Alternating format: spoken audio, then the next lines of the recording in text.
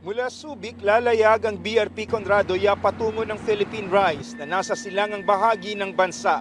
Maliban sa pagpapatrolya, muling maglalatag ito ng underwater flag marker doon na ginawa na rin noong 2018. Ang isa pang barko ng Navy, ang BRP Waray, sa may Scarborough o Panatag Shoal naman magtataas ng bandila.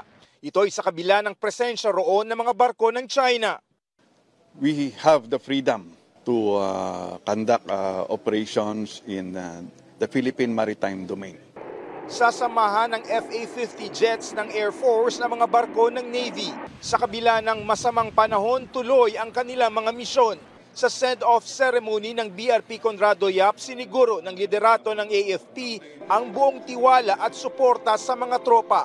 Mahalaga raw ang kanilang papel para maiparating ang mensahe sa buong mundo. At least makita nila na seryoso yung ating bansang Pilipinas na protektahan natin yung ating kalayaan.